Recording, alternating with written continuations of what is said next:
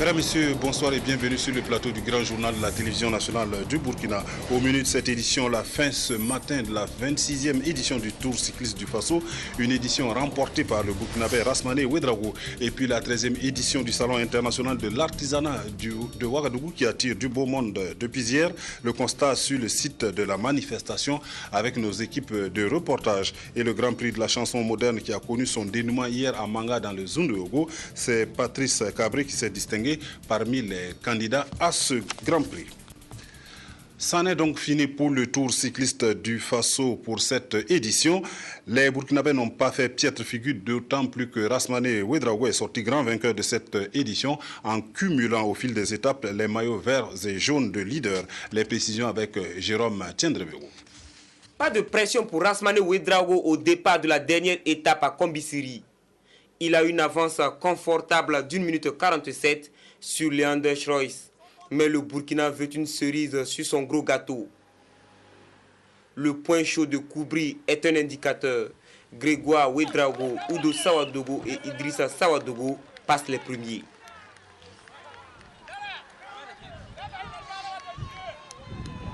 À Ouagadougou, c'est une autre configuration de course qui se dessine. Les adversaires se font de plus en plus menaçants.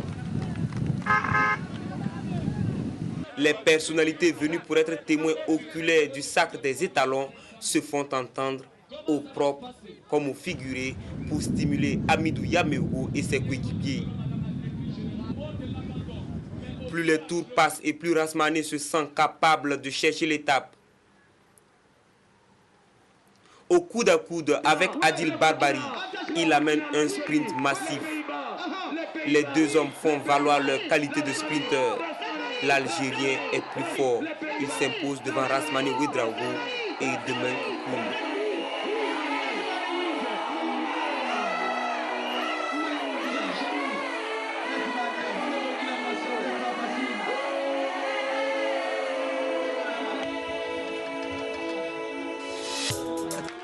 Le Burkina en vert et jaune, ce n'était plus arrivé depuis 2005. Cette année, Rasmané Ouedraogo et ses coéquipiers ont fait beaucoup mieux. Ils ont présenté un Burkina rayonnant de dynamisme avec une jeune génération affamée qui n'a pas fini de surprendre.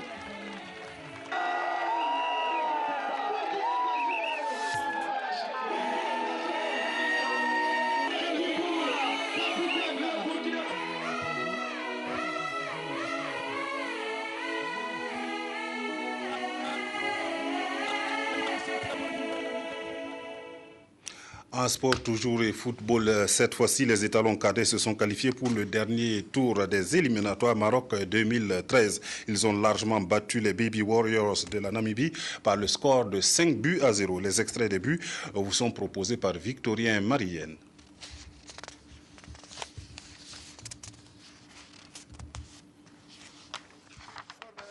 Et pour Silla, corner pour le... Papa Silla sur la tête qui dépose le ballon sur la tête de Ilassé Sawadogo. Est-ce que nous jouons même la première minute? La première minute de jeu, Victorien Marienne, pour ne pas dire quelques secondes juste après le coup d'envoi. Donc vous désillusionnez. Tout est possible en football. Je crois que les talons cadets ont tout intérêt à se reconcentrer sur le match. Alors que là, le deuxième but burkinabé, c'est Ismaël Karambiri. Ismaël Karambiri qui prend de vitesse la défense namibienne à la 15e minute, sinon la 16e minute de jeu. Là, ça sera maintenant au Maroc. C'était sûr, on ne sommes pas là d'abord, mais au vu du score, et là, il n'y a pas de hors-jeu, le crochet et le troisième but. Le troisième but, Victorien Marienne, c'est Ilassé Sawadogo. Voilà, c'est le doublé. Le doublé de Sawadogo, Ilassé. Et puis l'Union pour le progrès et le changement à la rencontre de ses candidats aux élections à venir au Palais de la Culture Jean-Pierre Guingané. Il était question de discuter des meilleures stratégies en vue de remporter le maximum de voix lors du scrutin. Symphorien Somda. UPC à l'élection législative de la province du Kadiogo, ceux de la liste nationale, les candidats des 55 secteurs des 12 arrondissements de la commune de Ouagadougou et ceux des 6 communes rurales. Ils sont venus prendre les consignes avec la direction du parti de l'Union pour le progrès et le changement pour affronter les campagnes électorales. Un parti comme l'UPC qui est en train de s'installer est un parti quand même organisé. C'est la raison pour laquelle nous avons essayé de définir une stratégie d'ensemble au niveau national et province par province. La raison essentielle de la réunion, c'était de discuter un peu avec tous ceux qui sont concernés par la campagne électorale au niveau donc, du Kadiogo, puissent comprendre comment nous allons nous conduire tous ensemble vers l'échéance du 2 décembre. L'Union pour le progrès et le changement projette lancer son premier meeting à Bobo-Dioulasso. Le parti met en place une stratégie basée sur 4 axes. Il va poursuivre et intensifier le travail de mobilisation des militants, organiser 15 meetings, faire une stratégie de campagne médiatique ciblée et mettre un dispositif efficace pour le suivi de la campagne. Et puis au deuxième jour de la manifestation, le Salon international de l'artisanat de Ouagadougou attire du beau monde. Les exposants, tout comme les visiteurs, sont au rendez-vous et comme à chaque édition, d'un côté comme de l'autre, l'on espère faire de bonnes affaires. Abdelaziz Yedjibou. Venu vendre la destination Congo-Brazzaville à travers l'exposition vente d'objets d'art divers, ces femmes disent avoir foi en cette 12e édition du CIAO, même si les premiers jours semblent timides. La foire a bien commencé pour la journée d'aujourd'hui. J'espère que demain ou après-demain, ça ira bien. Nous voulons que notre pays, le Congo, soit honoré. Qu'on puisse savoir que oui, au Congo, il y a vraiment des artisans. Adama Towe, lui, est à sa 3e participation. Il y expose le génie de la diaspora burkinabé en Côte d'Ivoire. Ça, c'est un modèle que j'ai essayé de confectionner à base de nattes, associé à du tissu, coton glacé, pour le salon de la créativité. Bon, malheureusement, ça n'a pas été sélectionné. On attend encore que ça s'améliore, qu'on ait encore plus de clientèle que les autres années passées. Habitués et novices affichent tous le même objectif. Depuis hier, ça s'annonce bien. Bon, hier, on a un peu vendu. Aujourd'hui aussi. Bon, on espère que ça va aller. Même on n'a pas encore bien installé. Hein. De toute façon que tu peux voir, on n'est pas bien installé d'abord. On avait un retard de notre marchandise qui n'est pas arrivé vite. Du hall des stylistes et créateurs de la mode au hall du bronze, en passant par les halls de la maroquinerie, bijouterie, sculpture, décoration et ameublement, les étals sont attrayants et n'attendent que les clients. Au-delà des ventes, tous espèrent glaner quelques contacts pour établir des partenariats. Et le secteur de l'ameublement qui est bien représenté au CIAO, en rotin, en raffia ou en fer forgé, on y trouve une gamme variée de meubles. Focus du moins sur ce secteur de l'artisanat avec Évariste Kombari. Au Salon international de l'artisanat de Ouagadougou, les meubles tutoient les regards et freinent la marche des forains. En bois, en bambou, en fer forgé, en fibre ou en rotin, on y trouve une gamme variée de meubles. Au CIAO avec le produit bambou de Chine, sorti de la liane et puis le bambou raffia en même temps. Les 3 facteurs, et puis bon, ça se rassemble quoi. Pour faire sortir le fauteuil que vous voyez, les petites tables ici, les petites meubles télé, en même temps les porte-briques en même temps. Pour faire un salon de ce genre, il me faut au moins 2 semaines. C'est la deuxième fois que je viens au CIAO. C'est bien pour l'artisanat africain, c'est bien pour l'artisanat burkinabé aussi. Et ça permet à d'autres artisans aussi des différents pays de se faire voir et de se faire découvrir ici par d'autres personnes. Il y a beaucoup de choses quand même au CIAO. Taïrou est un habitué du CIAO. Comme il y a de cela 2 ans, il est encore présent avec ses meubles. En fait, ma motivation, c'est l'ambiance.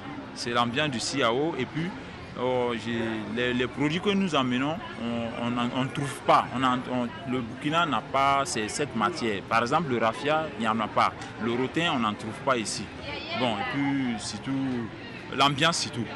Par exemple, le salon sur lequel vous êtes assis, est-ce que vous pouvez nous présenter? Oui. Ça a été fait de quoi? Ça vous a pris combien de temps?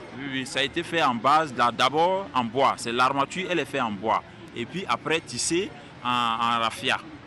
Bon, et avec du bois, un peu de bois sur les bras. Bon, avec le tissu que vous voyez, la mousse, ainsi de suite. Pour faire un salon comme ça, si c'est un travail d'équipe, bon, ça peut prendre une semaine. Les artisans qui excellent très souvent dans le domaine des meubles viennent des pays côtiers. Ghana, Côte d'Ivoire, normal, pays de forêt, on y trouve dans ces pays du bois en quantité et en qualité. La qualité des meubles exposés au SIAO attire plus d'un client, dont le ministre du Commerce burkinabé, que nous avions croisé tout à fait par hasard. Je suis séduit par le travail vraiment artisanal de ce meuble, vraiment la combinaison de la fibre. Donc le produit local et puis la beauté. Vraiment, je suis vraiment intéressé de prendre ce meuble et de l'avoir chez moi. Nous discutons du prix d'abord. Ils vous ont dit que c'est combien? Il me dit que ça fait 500 000. Bon, c'est hors de prix d'un ministre pour le moment. Donc je suis en train de discuter pour Si le ministre dit que c'est cher, nous allons faire plutôt 2 pas en arrière. Non, mais je pense qu'on peut toujours s'entendre parce que qu'est-ce que nous devons faire, c'est de les encourager et trouver vraiment des occasions pour soutenir les artisans parce que véritablement, ce sont des belles œuvres. Tous les artisans présents au SIAO font l'espoir de faire de bonnes affaires. Et pour les ébénistes, les choses semblent avoir bien commencé. Et le Festival panafricain du cinéma et de la télévision de Ouagadougou qui se prépare très activement. À la délégation générale du FESPACO, l'on est préoccupé par le succès de la manifestation, raison pour laquelle le service accréditation multiplie les efforts pour satisfaire la demande. Salut Nana. C'est un rendez-vous devenu incontournable à Ouagadougou depuis plus de 4 décennies. Chaque 2 ans des années impaires, le Festival panafricain du cinéma rassemble une foule cosmopolite d'acteurs, de professionnels et de passionnés du 7e art. En plus des traditionnelles cérémonies d'ouverture et de clôture, le point d'orgue du FESPACO demeure les salles de cinéma.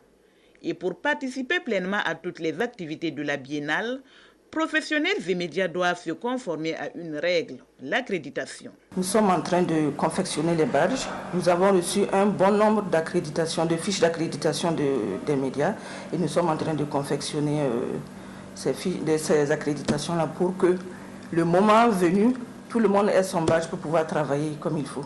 Pour cette édition 2013 du FESPACO, plus de 5000 badges sont déjà confectionnés. 5 coloris sont retenus en fonction de l'activité professionnelle. Maintenant, au niveau de la presse, la couleur c'est le bleu. Au niveau des professionnels, la couleur c'est celle de l'affiche, c'est le gris. Maintenant, pour les invités, c'est un rouge avec une barre blanche au bas.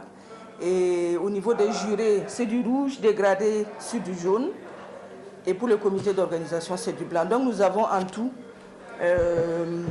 1, 2, 3, 4, 5 couleurs qui vont permettre aux agents de la sécurité de travailler aisément. À partir du 23 février prochain, date d'ouverture du festival, impossible d'accéder aux rencontres professionnelles et aux projections sans ce sésame coloré autour du cou. Cependant, seuls les badges pour la presse accompagnés de passes donnent droit aux salles de cinéma et à toutes les autres manifestations du festival. Sans ce passe-là, il n'aura pas accès à la salle de cinéma. Donc il lui faut ça pour aller en salle de cinéma, pour avoir les réalisateurs ou les producteurs, pour faire les interviews. Maintenant, au niveau de la presse, il y a un autre badge qui est la main courante. Ce badge-là donne accès à la pelouse au niveau du stade, aux cérémonies d'ouverture et de clôture. Pour sa part, le public aussi peut avoir accès aux salles de cinéma. La carte étalon est alors prévue à cet effet. La carte étalon donne accès à toutes les salles de cinéma.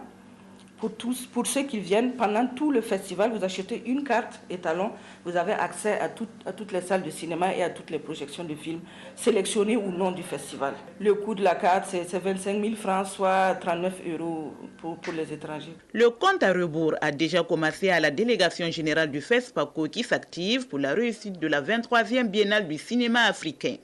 Dans moins de 4 mois, Ouagadougou sera le point de convergence des professionnels, des festivaliers et de tous les autres acteurs du monde du cinéma.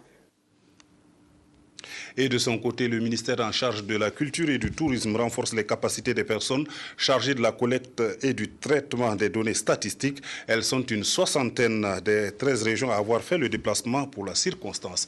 Estelle Judith Ansogba. Les données statistiques visent à améliorer la visibilité des performances des politiques sectorielles. Elles permettent aussi de fournir des éléments de leur évaluation. Conscient de cette importance, le ministère de la Culture et du Tourisme s'est lancé dans une dynamique de développement de statistiques. Le domaine de la culture est un domaine qui a besoin quand même de chiffres, d'indicateurs pour nous montrer en réalité quel est son impact. Et les statistiques sont vraiment un élément important de savoir, et statistiques dans tous les sens, dans le domaine que ce soit des arts, du spectacle, du patrimoine et du tourisme également, qu'on puisse effectivement à un moment donné informer largement l'opinion publique. Ce développement passe par l'élaboration des outils de collecte et la formation. La présente session est la 4e du genre. Elle a pour objectif de renforcer les compétences des chargés et correspondants statistiques en matière de collecte, de traitement et de diffusion des données. Cette année, nous allons mettre l'accent sur le travail sur l'analyse des données qui ont été collectées et qui vont être ensuite diffusées à travers un tableau de bord des données du ministère de la Culture et du Tourisme. Nous allons également travailler sur les indicateurs, j'allais dire macroéconomiques qui sont liés au secteur et les indicateurs clés du secteur. L'annuaire statistique 2011, associé d'un tableau de bord et d'un répertoire des entreprises culturelles, vient d'être publié. Ce dernier né sera l'objet d'appréciation à cette formation. Les participants ont 4 jours pour assimiler les communications et les modules qui leur seront dispensés. L'acquisition de ces nouvelles connaissances va certainement leur permettre d'améliorer les productions statistiques sectorielles futures et les partenaires pourront s'en servir pour mieux orienter leurs actions en termes de culture et de tourisme. Le Grand Prix de la chanson moderne a connu son dénouement hier à Manga dans le Zonoyogo. 9 artistes et formations musicales étaient en compétition pour les phases finales et au finish, c'est Patrice Cabré qui a été sacré meilleur par le jury. C'est Sylvestre Dar.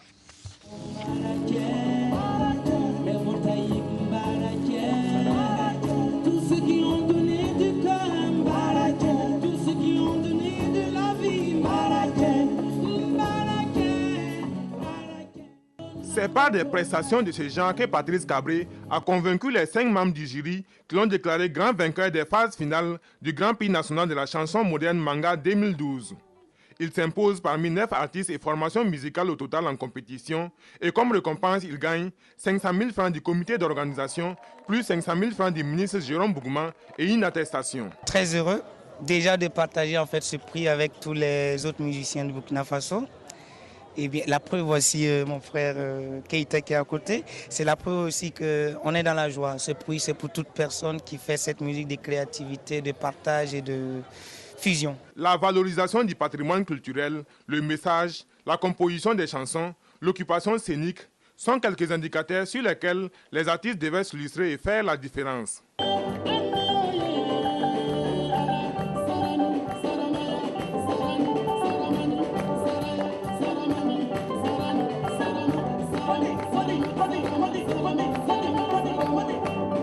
Et ce sont Patrice Cabré, Keïta et Nankama, Ismaël, Douk Lipo et Lifa Ouedraogo qui s'arrachent les 5 premières places. Ces lauréats ont reçu en plus des attestations des prix allant de 100 000 francs à 500 000 francs CFA. Ce Grand Prix nous a révélé des talents et c'est aussi la vocation de ces Grands Prix, celui de pouvoir nous permettre de détecter de nouveaux talents qui, à l'image de ceux qui les ont précédés, pourront donc véritablement se frayer un chemin dans le domaine qui est le leur, à savoir bien sûr l'expression musicale. Personnellement, je suis satisfait parce que je sens en eux, en tout cas, de bonnes graines qui, si elles sont judicieusement accompagnées, vont véritablement donc porter très haut donc l'étendard de la musique burkinabé. Les 5 lauréats gagnent en outre une production compile en support audio et vidéo. Ils pourront bénéficier de formations par des structures telles que l'INAFAC et le SENASA. Et pour la promotion de leurs œuvres, ils ont la garantie du ministère de la Culture et du Tourisme de participer aux événements culturels nationaux, à commencer par des prestations à la 13e édition du CIAO.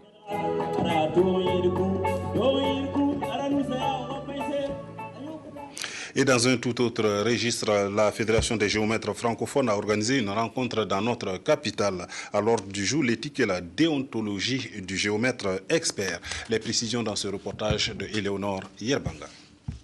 Au dernier séminaire de la Fédération des géomètres francophones à Niamey en 2010, les membres de la fédération ont évalué les besoins en formation des géomètres.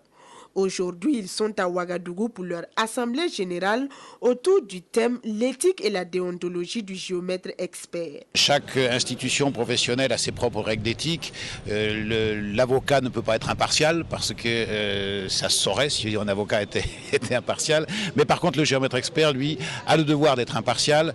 Le médecin a le devoir de soigner. Chacun dans son domaine d'activité propre a besoin de règles déontologiques. Et nous souhaitons harmoniser l'ensemble des règles déontologiques au niveau des pays d'Afrique subsaharienne. Une assemblée générale qui se tient en prélude à la première session de formation des géomètres d'Afrique subsaharienne sur le rôle du géomètre dans la sécurisation foncière. Cela est un avantage particulier pour surtout l'ordre qui est un jeune ordre qui a besoin donc de renforcer ses capacités sur le plan organisationnel et sur le plan professionnel pour être un peu jouer son rôle d'interface entre l'État et les particuliers. La Fédération des géomètres francophones est née en 2005 avec pour objectif majeur l'échange d'expériences pour plus de professionnalisme dans la fonction. Avec ce séminaire, elle entend former ses membres de l'Afrique subsaharienne sur les techniques de la cartographie numérique et de la géolocalisation. Les volontaires japonais sensibilisent au lavage des mains dans les écoles. Ils étaient à l'école du quartier Nemne à Ouagadougou pour la circonstance. C'était dans le cadre d'une opération dénommée Tip Tap améliorée qui sensibilise à l'hygiène et à l'assainissement. Estelle Judith Assorba. Le dispositif que vous voyez est une nouvelle trouvaille des volontaires de l'Agence japonaise de coopération internationale au Burkina Faso, JICAO. Appelé Tip Tap amélioré, c'est un instrument pratique qui permet aux enfants de se laver les mains convenablement. Au Burkina Faso, dans le domaine de lavage des mains, beaucoup de gens connaissent déjà son importance, mais ils ne pratiquent pas. Aussi, nous avons noté qu'il y a d'une part un manque d'habitude pour le lavage des mains au moment critique. Et d'autre part, une mauvaise pratique de lavage des mains quand il est pratiqué. Le dispositif Tip Tap amélioré tire ses origines en Ouganda. On le trouve un peu partout en Afrique, mais c'est en décembre 1991 que les volontaires japonais de la JICAO ont décidé de le vulgariser au Burkina Faso. C'est sous le regard des encadreurs qu'ils ont procédé à des démonstrations avec quelques élèves. Message bien reçu. Il faut se laver les mains pour éviter les nombreuses maladies comme les maladies parasitaires, le choléra. Pour éviter la maladie, il faut se laver bien les mains avec du savon. Le dispositif est conçu avec du matériel accessible par tous et peut même être transporté au champ. D'autres séances de démonstration auront lieu pendant le CIAO dans le but de sensibiliser les gens, mais surtout de permettre aux acteurs de l'hygiène et de l'assainissement de comprendre l'utilité du Tip Tap afin de participer à sa vulgarisation. Les jeunes de la ville de Bobo-Dioulasso s'engagent dans la lutte contre le chômage. Ils ont réaffirmé cet engagement lors d'une conférence initiée à cette occasion. Pour y parvenir, ils ont sollicité l'appui des autorités locales en matière d'octroi de crédit. Adissa Lucienne Toé. De quel type de jeunesse le Burkina Faso a-t-il besoin pour booster son développement? La réponse est sans doute une jeunesse citoyenne, laborieuse et ambitieuse. C'est la conviction de la jeunesse de SIA. Il était donc impératif pour elle de traduire aux autorités sa volonté de travailler, d'apporter sa pierre à l'édification de la nation. D'où le choix du thème de cette conférence, le rôle de la jeunesse dans le développement d'une nation. Partout on parle que la jeunesse ne veut pas travailler, la jeunesse sont le chemin. Nous d'abord, nous devons montrer vraiment notre pour vraiment montrer que vraiment on est compétent, on est sérieux. Sinon, même si on demande par exemple le financement au niveau du gouvernement, le gouvernement ne peut pas prendre l'argent comme ça donner aux commerçants parce que nous sommes des jeunes commerçants qui nous donnent de l'argent d'aller travailler. Non, il faut qu'ils sachent vraiment que vous êtes compétents, vous êtes sérieux, nous prendre des prêts pour travailler. On veut que vraiment que l'État burkinabé voit ce côté, si vraiment il peut nous aider à ce côté pour qu'on puisse travailler vraiment librement. Une prise de conscience et un engagement qui ne pouvaient que réjouir les autorités. Je pense qu'il faut saluer cette initiative qui est en tout cas une première, qui vise donc à regrouper les jeunes de Gao pour échanger autour des questions de développement. Quand des jeunes comme ça se réunissent pour échanger avec les autorités de la ville, cela dénote quand même d'une prise de conscience et d'une volonté réelle d'impacter positivement le développement de la ville de Togo de la Soude. Et pour mettre fin à certaines idées reçues qui veulent que la jeunesse congolaise ne veut pas travailler parce que c'est temps à prendre le thé. Et ce type de jeunesse-là est une jeunesse peut-être d'une autre époque. Les initiateurs de cette conférence ont souligné que la seule volonté ne suffit pas pour entreprendre. Ils ont donc émis des doléances parmi lesquelles l'accessibilité au crédit avec des conditions souples de remboursement et l'allègement des opérations de dédouanement. La Jeune Chambre internationale section de Zignaré a tenu une convention locale des jeunes citoyens actifs en matière de promotion de la paix. À l'occasion a été fait le bilan du bureau sortant avant l'élection du nouveau bureau qui prendra la relève. Yolande Lompo. Cette convention locale de la Jeune Chambre internationale Zignaré représente la dernière assemblée générale de cette organisation. Elle est une occasion pour le bureau 2012 de faire le bilan de ses activités afin de permettre à la nouvelle équipe qui sera connue à l'issue de cette rencontre de mieux se préparer pour assurer la relève en 2013. Dans 3 semaines, normalement, nous devons nous trouver en Chine pour faire les rapports moraux et financiers. Et ces rapports, on va donner la parole à tous les pays de présenter au monde ce qu'il a fait au cours de ce mandat. Les rapports que moi je vais avoir l'honneur de présenter, c'est le fruit du travail de nos OLM. Avec pour thème « Jeunesse, dialogue et citoyenneté active pour une paix durable », la Jeune Chambre internationale Zignaré, dont le slogan du mandat est de bâtir dans la cohésion et la joie de vivre ensemble, offre des opportunités de développement aux jeunes en leur donnant la capacité de créer des changements positifs.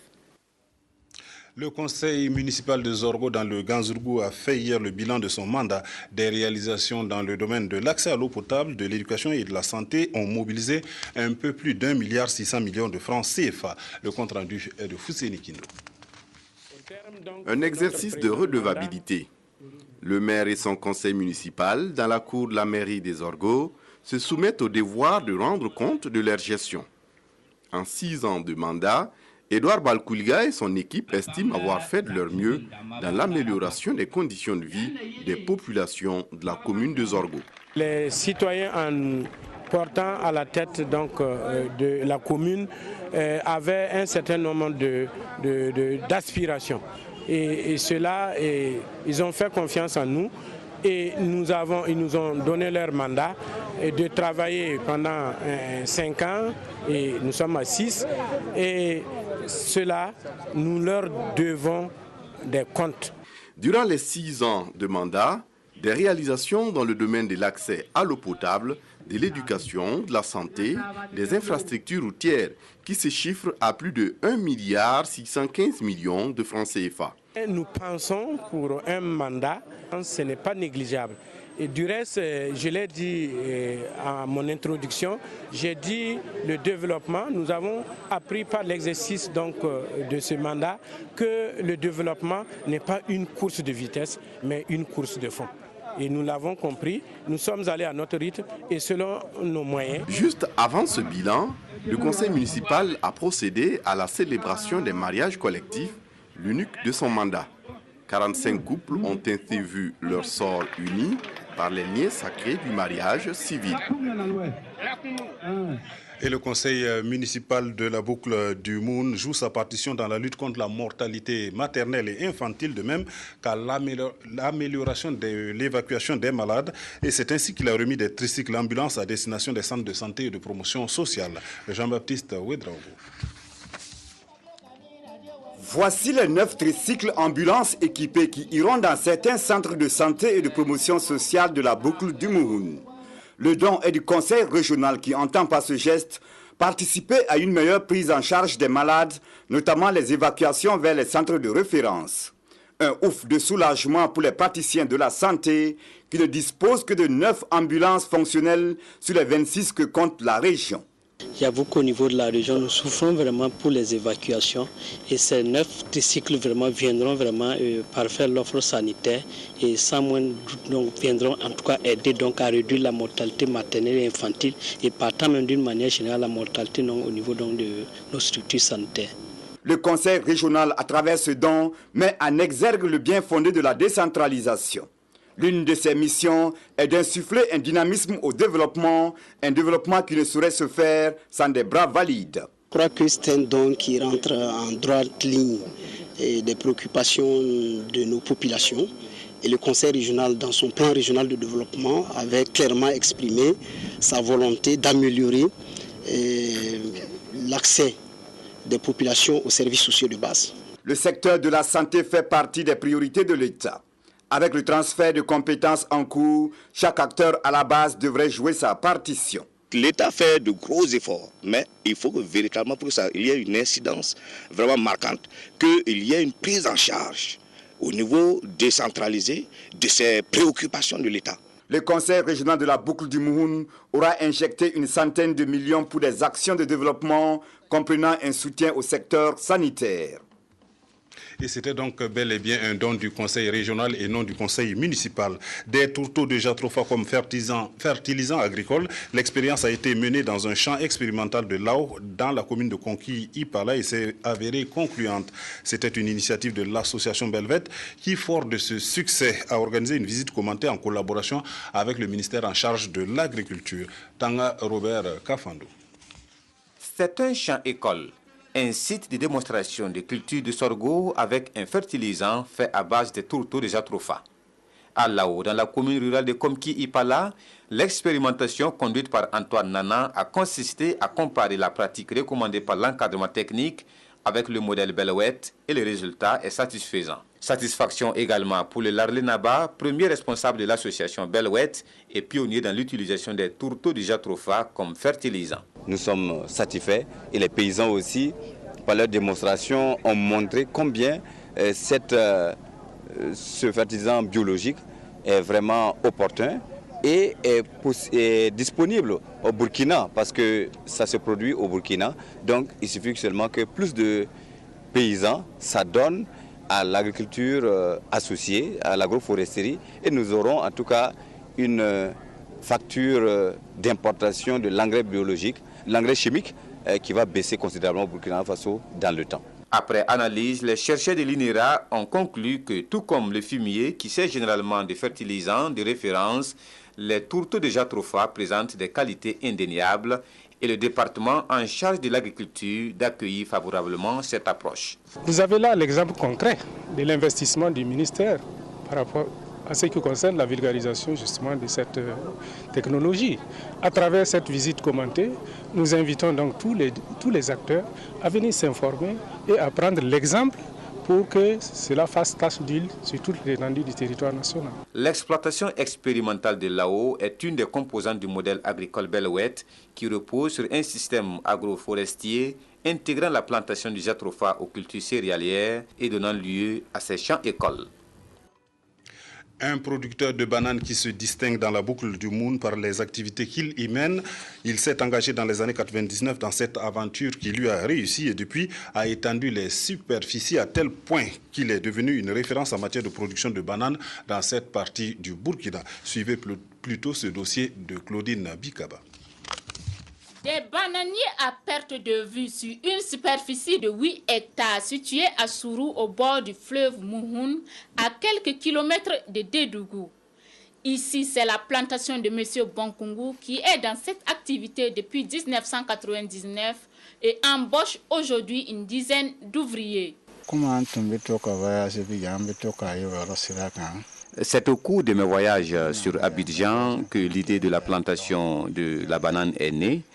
Et par la suite, c'est un ami du nom de Ili Daniel qui m'a entraîné dans l'activité. Et finalement, comme c'est une activité rentable, j'ai décidé de m'y consacrer pleinement. Au bord de ce fleuve, plusieurs activités y sont menées, telles que les cultures de contre-saison, la maraîchiculture et la plantation d'arbres fruitiers, que sont les papayers et les bananiers, activité dans laquelle M. Bonkungu arrive à tirer son épingle du jeu.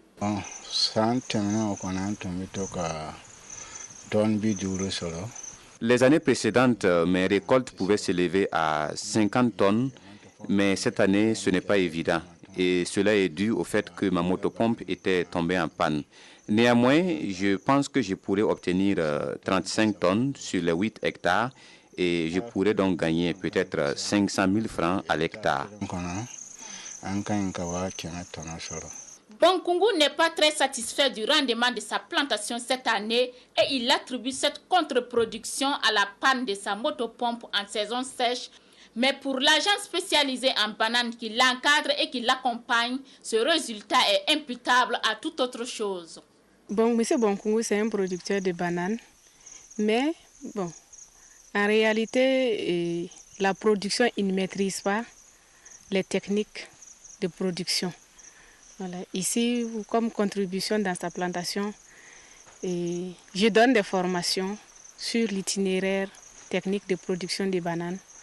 Je fais des suivis, évaluations avec lui. Voilà, au fait, des suivis rapprochés.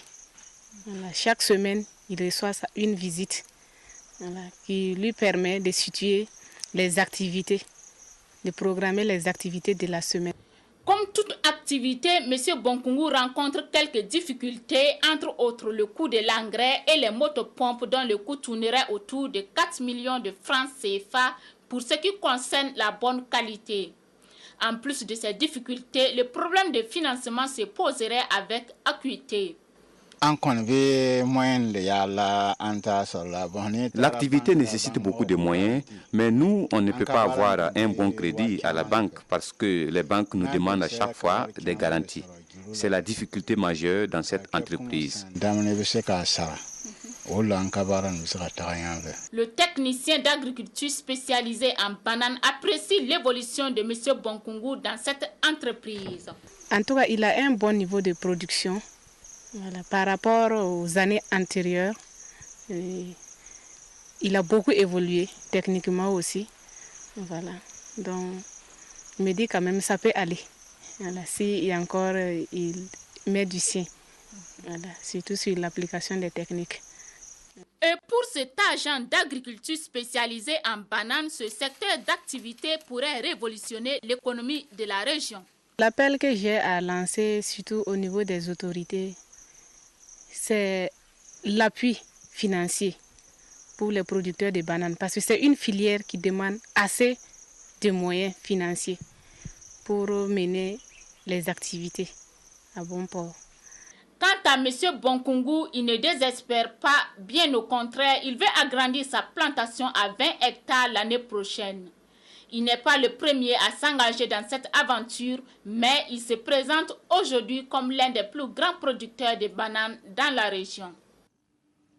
Le projet d'amélioration de la productivité agricole et de la sécurité alimentaire a organisé une visite commentée sur un des sites de production situés dans la province du Sandié. Plus de 300 personnes s'y adonnent à la culture du riz sur une superficie de 20 hectares. Récolte attendue, plus de 80 tonnes. Frédéric Etienne Bassenga. Mata, une localité située à 72 km de Koudougou en passant par Didi dans le Sangué. Dans ce bas-fond aménagé, il y a à peine un an, 320 personnes, dont 219 femmes, cultivent la variété de riz FKR 19 sur 20 hectares. Ici, le riz est en maturation et plus de 80 tonnes sont attendues à l'issue de la récolte. Notre présence ce matin à Mata constitue un facteur d'encouragement pour ces braves femmes qui se sont investies cette année agricole donc, à produire cette variété. Cette initiative a vu le jour grâce au projet d'amélioration de la productivité agricole et de la sécurité alimentaire appuyé par le PAM qui a accompagné de bout en bout ces populations de Mata. Aujourd'hui, nous sommes sur un périmètre risicole pour voir ensemble avec les producteurs qu'est-ce qui a marché au cours de la présente campagne, qu'est-ce qui n'a pas marché au cours de la présente campagne, c'est où il faut actionner pour que les années à venir, nous puissions vraiment faire une bonne campagne si les conditions pluviométriques sont satisfaites. Et dans le but d'améliorer la production agricole l'année prochaine, les visiteurs d'un jour ont échangé avec ces populations sur les techniques à utiliser. Ils leur ont également prodigué des conseils pour que l'argent qui sera engrangé soit utilisé à bon escient. Les élèves de l'école de la Divine Miséricorde internationale de Ouagadougou initiés à la culture de l'environnement sur le site de l'association Belouette dans la zone industrielle de Kosodo à Ouagadougou. Ils y sont allés découvrir les activités menées par l'association qui prend en compte la préservation de l'environnement. Nathalie Sawadgo Nabaloum et Moumouni Soubega. Éduquer les enfants dès le jeune âge pour la préservation de l'environnement, tel est l'objectif que s'est fixé l'école de la Divine Miséricorde internationale de Ouagadougou.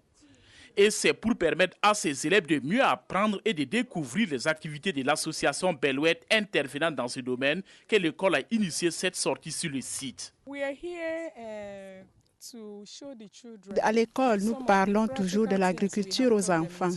Et vous voyez que c'est mieux que les enfants puissent toucher au bout des doigts ce qu'ils voient, pour que dans l'avenir, ils seront capables de réaliser des choses comme nous avons vu aujourd'hui. On a essayé de voir comment on produit l'huile, beaucoup de choses. Vraiment, on est vraiment très content et satisfait. De l'unité de production du Balamites au Moringa, en passant par le Jatroufa et l'élevage des poules, aucune étape n'a été négligée. La visite a suscité la satisfaction du président de l'association Belouette qui n'a pas manqué de saluer l'initiative de l'école.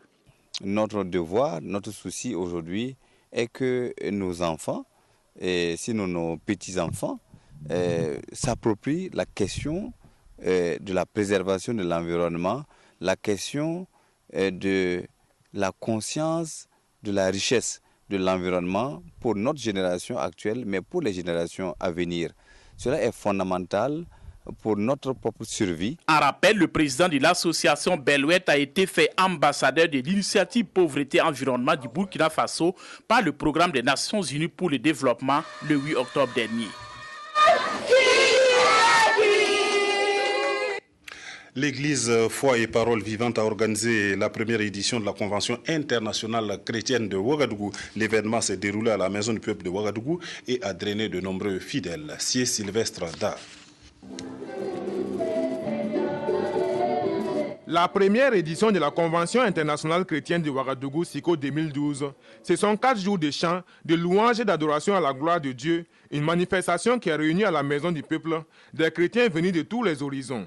Grand moment de communion fraternelle, les fidèles ont pu bénéficier des enseignements des révérends pasteurs Michel Ouedraogo, Laurence Jimo, Michael Blakeli, ainsi que de nombreux autres orateurs autour de la thématique Jésus le chemin, la vérité et la vie, tirée de l'évangile selon Saint Jean.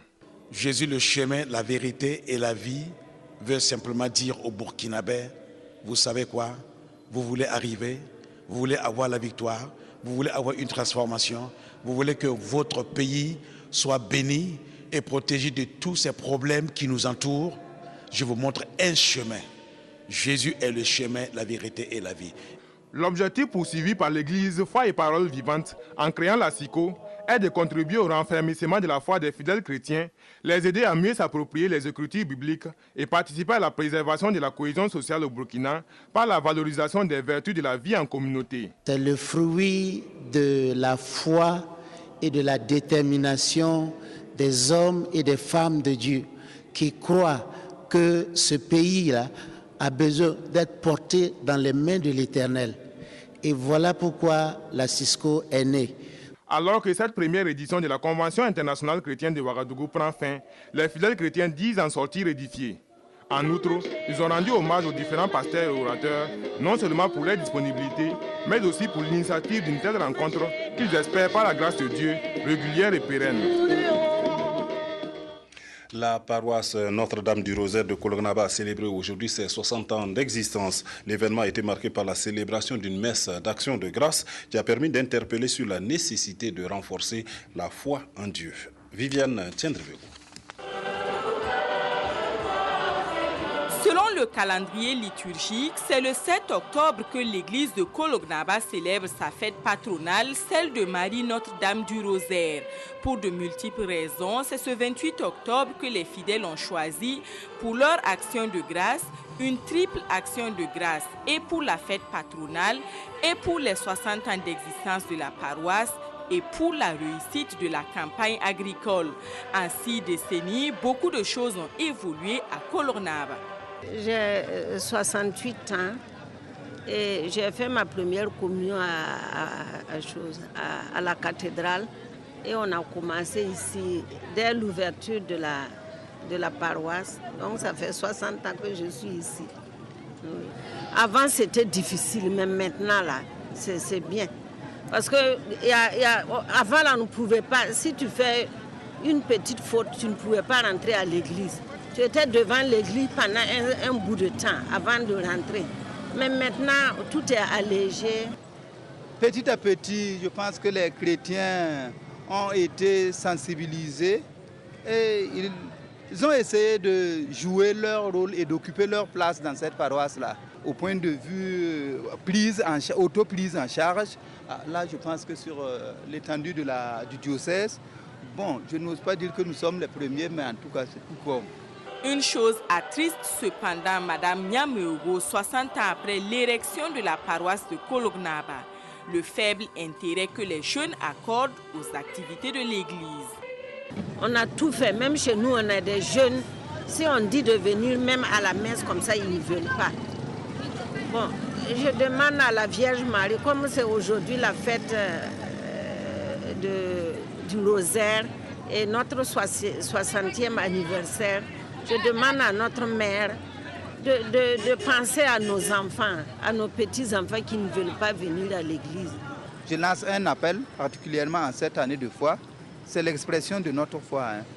Et le message a été clair, nous débarrasser de tout ce qui peut nous retenir et nous engager dans notre foi à travailler pour l'épanouissement de l'homme. Le représentant de l'archevêque a appelé les chrétiens à vivre dans l'amour du prochain et à mettre leur confiance en Dieu pour tout. En chiffres, la paroisse Notre-Dame du Rosaire de Kolognaba, c'est plus de 24 000 baptisés et plus de 3 000 catéchumènes. Ce 28 octobre, l'on s'est donné rendez-vous dans 40 ans pour la célébration du centenaire.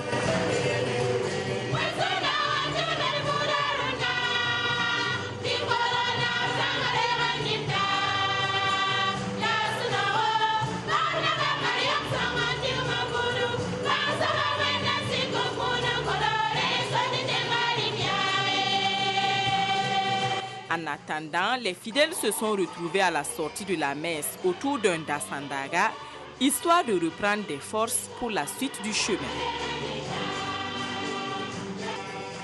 Et puis vous le savez déjà sans doute, Adama Abdoulaye Touré est décédé hier, samedi, à 76 ans. Ancien ministre de l'Information et fondateur du lycée de la jeunesse, il a sur le plan politique marqué son époque. Il a été inhumé cet après-midi même en présence d'autorités politiques, religieuses, d'amis, de collaborateurs et de parents qui ont tenu à lui rendre un dernier hommage. Abdoul Rasmanezong.